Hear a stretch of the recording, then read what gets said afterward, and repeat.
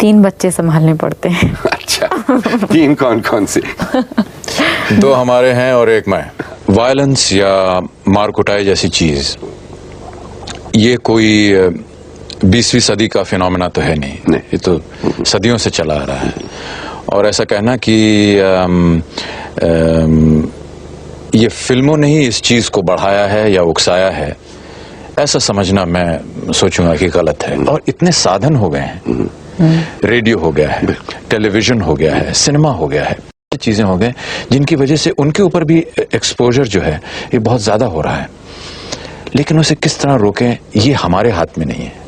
हम तो वही चीज बनाएंगे जो जिसके कारण, और मुझे कहने में कुछ शर्म से भी आ रही, लेकिन बेसिक चीज ये है कि सब लोग, हम लोग सिनेमा में इसलिए हैं कि थोड़ा सा पैसा हम लगाएं। ये साहब मेरे लिए एक बहुत बड़ा एक कठिन प्रश्न है और इस बारे में मैं बहुत शर्मिंदा हूँ कि मैं अपने काम में इतना ज़्यादा मसरूफ़ रहता हूँ कि मेरे पास वक्त नहीं है कि मैं अपने बच्चों के साथ जो मैं समय गुजारना चाहता हूँ वो नहीं कर पाता। जया जी, आपका और अमिताभ का स्टूडियो में आने के लिए बहुत बहुत धन्यवाद, आपका स्वागत है। पिछले दिन 3 कॉन्सर्ट किए आपने, तो काफ़ी मारो मार रही होगी। जी हाँ, लंदन में किए, वेम्बली में और बर्मिंघम में भी। जी, आगे भी होने वाले हैं कुछ कॉन्सर्ट? जी हाँ, हॉलैंड जा रहे हैं हम लोग जी, जहाँ पर हो।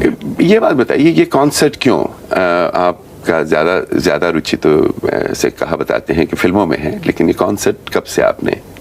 कभी कभी मैं भी अपने आप से यही प्रश्न पूछता हूँ क्योंकि हमारा काम तो दरअसल कैमरा के सामने है और हमेशा ही उसी के साथ ताल्लुक़ रहा है जी। लेकिन कुछ साल पहले एक फिल्म के लिए हमारे एक जाने पहचाने म्यूज़िक डायरेक्टर ने कहा कि एक बच्चों के लिए गाना है, वो अगर आप गा दें तो अच्छा रहेगा। तो वो गाना गाया और उसके बाद वो गाना कुछ प्रचलित सा हो गया। उसके बाद और गाने आने लगे और इस तरह 2-3 गाने हो गए। फिर कल्याण जी आनंद जी एक यूनाइटेड स्टेट्स और वेस्ट इंडीज़ के टूर पे जा रहे थे और उन्होंने कहा कि बहुत अच्छा होगा कि अगर आप हमारे साथ चलें। और जब साथ चल ही रहे हैं तो जो गाने आपने फिल्म में गाए हैं उन्हें आप स्टेज पे गाएं। तो ये एक नया किस्म का एक मेरे लिए समझ लीजिए एक चैलेंज सा था और जिसे कि मैंने लिया और हम वहाँ पहुँचे और स्टेज पे परफॉर्म किया और लोगों को कुछ पसंद आ गई बात और उसके बाद ये एक रेगुलर सा सिलसिला हो गया। चलो, अच्छी बात है। वैसे नए चैलेंज तो हमेशा शायद आते रहने चाहिए। आने वाले चैलेंजेस के बारे में अभी थोड़ी देर में बात करेंगे, लेकिन हमने प्रोग्राम के शुरू में एक फिल्म की क्लिप दिखाई है जिसमें कुछ मार धाड़ की बात है और मार कुटाई और कुछ रोमांस की भी बात है। आजकल अपनी फिल्मों में ज़्यादातर ये 2 ही चीज़ें ऊपर हैं। संदेश वाली भी होती हैं, लेकिन मार धाड़ काफ़ी बढ़ गई है। आपकी प्रेफरेंस क्या है? कौन सी चीज़ आप ज़्यादा पसंद करते हैं, मारधाड़ की मूवी या के? मुझसे तो ये प्रश्न पूछना शायद आप खुद ही इसका जवाब दे सकें क्योंकि ज़्यादातर जो फिल्में आती हैं उसमें एक्शन ज़्यादा है। कुछ एक आध ऐसी फिल्में हैं जो कि अच्छी लिखी गई हैं, जिन्हें अच्छे तरीके से बनाया गया है, लेकिन अमूमन ये देखा गया है कि जिन फिल्मों में ये कमर्शियल एस्पेक्ट एक जो होता है वो जब भी रहा है फिल्म ज़्यादा चलती है और फिर जाहिर है कि जब फिल्म ज़्यादा चलती है तो लोग उसी दायरे में रहना चाहते हैं जी। और हम लोगों के लिए, ख़ास तौर से मेरे लिए, बड़ा मुश्किल हो जाता है कि उस दायरे के बाहर निकलें या निकलने की कोशिश करें। और जब भी ऐसी कोशिश मैंने की है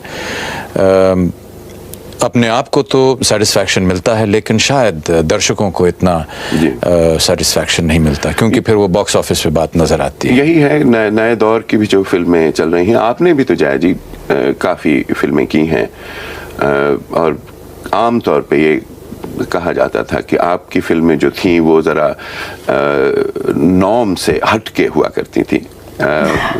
ये सही बात है या क्या? उन दिनों ये मारधाड़ वाली पिक्चरें ज़्यादा बनती नहीं थी। ये तो जब से ये शुरू हुई शायद इसीलिए हम काम पे नहीं कर पाते।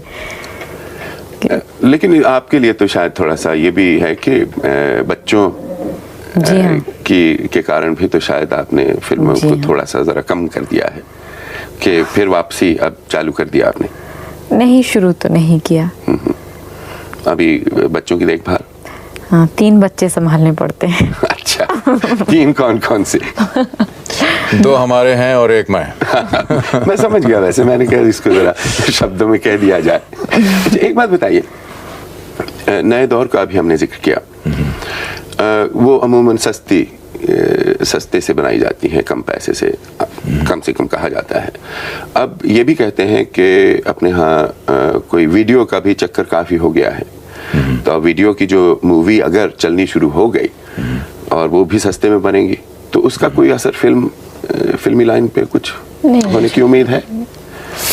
खास वीडियो के लिए तो शायद फिल्में अभी नहीं बन रही हैं, लेकिन जो हमारी फिल्में बन रही हैं वो वीडियो पे जा रही हैं, और ये एक बहुत बड़ा ख़तरा है, क्योंकि जो ओवरसीज़ मार्केट था यहाँ पर यूनाइटेड स्टेट्स में और बहुत सी जगह में, ख़ास तौर से विलायत में, जी, तो सिनेमा में लोग अब जाते नहीं हैं, क्योंकि वो घर पे वीडियो में देख लेते हैं, और ये एक बहुत बड़ा ख़तरा हो गया है, क्योंकि वहाँ से ये आदत जो है अब धीरे धीरे हिंदुस्तान भी पहुँच रही है। जी।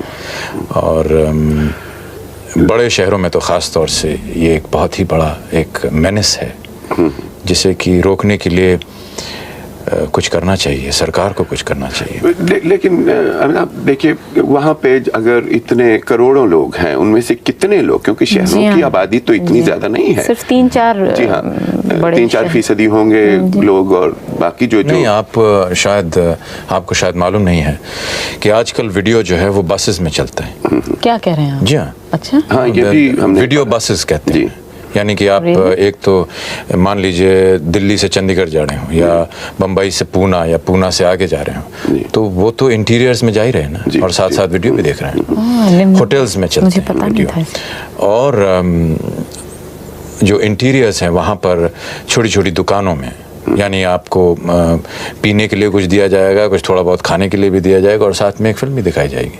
तो इस तरह की जो एक वीडियो पार्लर्स जिन्हें कहा जा सकता है, ये जगह जगह पर उभर आए हैं, तो और इनको रोकने के लिए कोई तरीका है नहीं, इनका और तो कोई एक नियम निकलना चाहिए सरकार की तरफ से, क्योंकि मैंने सुना है कि यहाँ इंग्लैंड में बहुत एक स्ट्रिक्ट एक लॉ बन गया है वीडियो पायरेसी के अगेंस्ट, तो इसी तरह का अगर हिंदुस्तान में भी निकला है तो हम लोगों के लिए बहुत फ़ायदा होगा।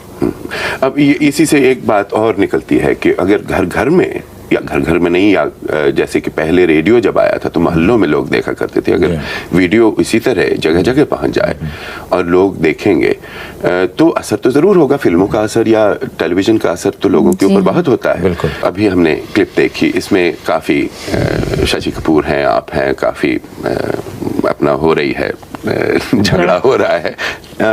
अब अगर ऐसी फिल्में मोहल्ले मोहल्ले में, घर घर में चली गई, जो कि हो सकता है जब वीडियो भी आएगा, तो उनका असर बच्चों के ऊपर क्या होगा? क्योंकि आप तो 3 तो ना कहिए, इस वक्त 2 बच्चों की बात वहाँ से लेके चलते हैं कि बच्चों के ऊपर तो असर बहुत होगा, क्योंकि देखिए रोमांस जब होता था फिल्मों में, तो हर कॉलेज जाने वाला लड़का या लड़की वही डायलॉग दोहराया करते थे। मुझे अपने कॉलेज के दिन याद है, अगर कोई मैसेज वाली फिल्म होती थी तो वो मैसेज का गाना गाए चले जा रहे हैं कोरस के तौर पे।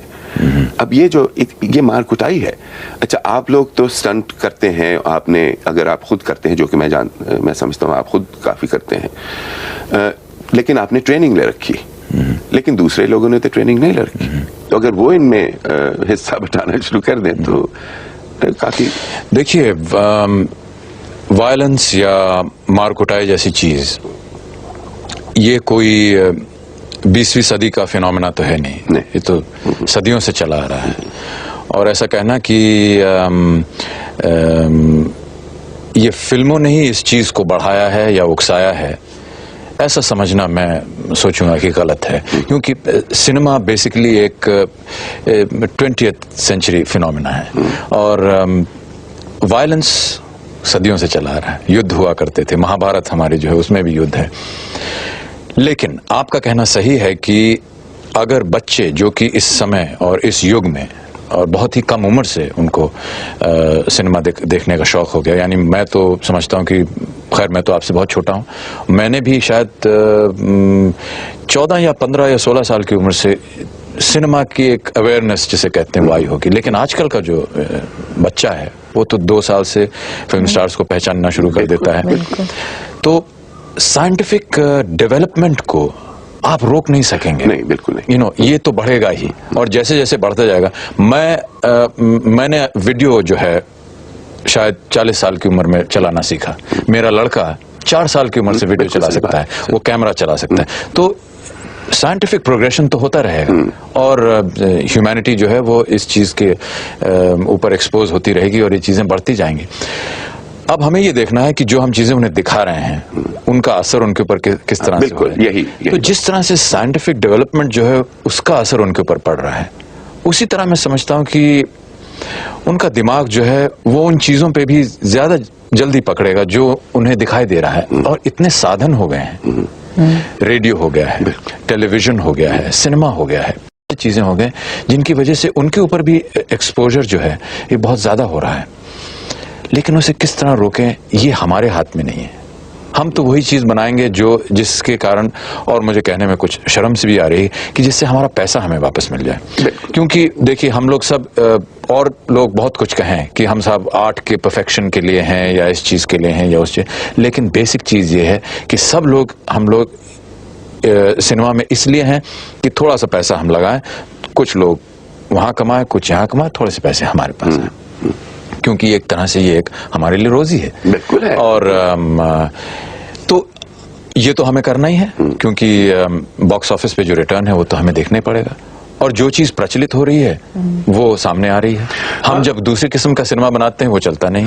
हमने सिलसिला बनाई, हमने ऋषिदा की कई एक फिल्में बनाई हमने, और हर साल हम ऋषिदा की एक फिल्म बनाते हैं, अच्छी फिल्म, और वो अच्छी फिल्में होती है। बहुत अच्छी। आलाप मुझे बहुत अच्छी लगी, मुझे और बहुत सी फिल्में हैं जो कि अच्छी लगी। बेमिसाल है, जुर्माना थी, ये सब फिल्में बहुत अच्छी थी। अब बच्चों की लेकिन कंपैरिजन में वो नहीं आती। हाँ, उतना पैसा उनसे नहीं आता है, तो लोग फिर वही बार बार वही देखना चाहिए। शायद पैसा लोगों को कम खर्च करना शुरू करना पड़ेगा कि ताकि जरा कम खर्च करें और से उतने ज्यादा। मगर सिर्फ फिल्में ही नहीं देखते बच्चे। हम तो हर साल जब बच्चों को लेके बाहर आते हैं घूमने के लिए, तो कहीं गेम्स के लिए जाइए, वहां भी इसी तरह की चीजें होती है। It's not only films. अच्छा, अब एक बात बताइए यहीं पे बच्चों की, अब फिल्मों की बात कुछ हद तक छोड़ें तो बच्चों की बात, अब आपका समय तो बच्चों की देखभाल में लगता है, आप भी कुछ मदद करते हैं देखभाल में? ये साहब मेरे लिए एक बहुत बड़ा एक कठिन प्रश्न है, और इस बारे में मैं बहुत शर्मिंदा हूँ कि मैं अपने काम में इतना ज़्यादा मसरूफ़ रहता हूँ कि मेरे पास वक्त नहीं है कि मैं अपने बच्चों के साथ जो मैं समय गुजारना चाहता हूँ वो नहीं कर पाता। और मेरे ख्याल से ये उम्र जो है बच्चों की, वो इस समय 7 साल और 9 साल के हैं, और ये उम्र एक बड़ी एक फॉर्मेटिव एज होती है जब मुझे उनके साथ रहना चाहिए। लेकिन या मैं उनकी पढ़ाई के लिए या उनके कपड़ों के लिए या उनके पेट के पूजन के लिए काम करूं, या फिर उनकी तरफ ध्यान दूं। लेकिन कोशिश हमेशा करता हूं कि बहुत देर तक उनसे दूर ना रहूं, और जब भी उनकी छुट्टियां हों तो अपना भी काम इस तरह से प्लान करूं कि मेरा काम भी चलता रहे और मैं उनके साथ छुट्टियों में भी रह सकूं। यही तो है कि जब आपके मन में ये इच्छा है और कंटिन्यूटी एक रहती है तो उसका असर बच्चे कोई कहते हैं ना समझ, लेकिन वो समझदार भी होते हैं जी। ऐसी बात नहीं नहीं, फिर भी मुझे लगता है कि अमित काफी वक्त बच्चों को देते हैं, और स्पेशली जो दोनों बच्चे हैं ज्यादा अमित से इन्फ्लुएंस्ड हैं। मैं जो घर पे देखती हूँ बच्चों का जो बात करने का ढंग, या क्योंकि वो मेरे ख्याल समझ जाते हैं कि आप उनको जो कुछ आप देना चाहते हैं पूरी तरह से नहीं दे पाते, तो वो जो उनकी आशाएं हैं अगर उनसे कम उनको कुछ मिलता है तो उससे खुश हैं वो, तभी तो वो एक तालमेल रह सकता है परिवार में। अच्छा, यहाँ पे मैं आपको एक पुरानी फोटो दिखाना चाहता हूँ, क्योंकि ये माँ बाप और बच्चों की बात हो रही है। हाँ, देखिए ये फोटो, आपको याद है अमित ये तस्वीर? है आपके पास इसकी कॉपी कोई? पहचानते हैं? बिल्कुल पहचानता हूँ, ये मेरे पास है। और वो रहे आप। तो वैसे अपने नेहरू जी हैं, हाँ। बच्चन जी हैं, तेजी हैं, वो आप भी पीछे खड़े हैं झंडे के पास। ये याद है काहे की है ये? जी हाँ बिल्कुल, ये हमने जब ओथेलो किया था दिल्ली में उस समय की फोटोग्राफ है। अब यहाँ से मैं अब ये सवाल पूछना चाहता हूँ कि जाहिर है कि उस वक्त आप स्कूल तो छोड़ चुके थे, शायद कॉलेज में थे आप, जाने वाले थे। तो अब स्टेज का हुआ। अच्छा, लिखने में बच्चन जी, नाटक में तेजी जी की दिलचस्पी, तो उसका असर तो हुआ आपके ऊपर। जी हाँ। ये मैं कनेक्ट कर रहा हूँ पीछे माँ बाप और बच्चों के साथ। सो अब फिल्मों में जाने में जी इन चीजों का कितना हाथ रहा आप पर? बिना किसी झिझक के तो ये कहना पड़ेगा और ये कबूल भी करना पड़ेगा कि पिताजी का और माताजी का जो कुछ भी रहा है, जिस तरह उन्होंने मुझे बड़ा किया, जिस तरह की उन्होंने मुझे ट्रेनिंग दी, वो चप्पे चप्पे पर नजर आता है। माताजी तो आप जानते हैं कि एक बहुत ही एरिस्टोक्रेटिक फैमिली से थी और कॉन्वेंट में उनकी एजुकेशन हुआ। वो एक बहुत अमीर घराने से थी और पिताजी बड़े डाउन टू अर्थ और एक लिखने का शौक, लिटरेचर से शौक। तो एक बहुत अच्छा एक मेल मुझे मिला। एक तरह से समझिए कि एक फ्यूजन हुआ ईस्ट और वेस्ट का। और ये खास तौर से आजकल के ज़माने में, जबकि ईस्ट और वेस्ट जो है ये इतने नज़दीक आ गए हैं साइंस की वजह से या किसी और वजह से, जिसकी वजह से, और जबकि थोड़ा बहुत उधर भी हो, थोड़ा बहुत इधर भी हो, जानना बहुत ज़रूरी पड़ गया है। मैं ऐसा समझता हूँ कि ये मेरे लिए कितना फ़ायदेमंद था कि मुझे जिस तरह के पिताजी मिले वो थे और जिस तरह की माताजी मिली वो थी। और इन दोनों का एक बड़ा ही एक बैलेंस्ड अप्रोच लाइफ में होने की वजह से मैं अपने आप को बहुत ही फॉर्चुनेट समझता हूँ कि मैं इस ख़ानदान में पैदा हुआ और बहुत ही फॉर्चुनेट समझता हूँ कि वो अब भी मेरे सर के ऊपर अपना हाथ रखे हुए हैं। वैसे मुझे याद है जब बच्चन जी, जब एक बार मैं कॉलेज में था तो वो आए थे वहाँ, उन्होंने कविताएं अपनी पढ़ी, तो सब लोग, लड़कियां खास तौर पे, वो उनको तरन्नुम में पढ़ते हैं, वो बहुत ही सुर में पढ़ते हैं, तो सब अपने गा गा हुई पड़ी थी। तो आप भी तो तरन्नुम में सुनाते हैं, बच्चन जी की कविता सुनाते हैं? मेरा तरन्नुम जो है वो उनसे कुछ कम है और मैं अपने आप को उनके साथ अपनी तुलना तो कर नहीं सकता हूँ, क्योंकि शायद मैंने, पता नहीं आपको याद है, पहले भी एक बार कहा था इनफॉर्मली कि मैं तो शायद 4-5 सालों में मुझे लोग भूल भी जाएंगे, लेकिन बच्चन जी को हजारों साल तक याद रखेंगे। अमित, बहुत बहुत धन्यवाद। जया जी, आपका भी बहुत बहुत धन्यवाद। शुक्रिया।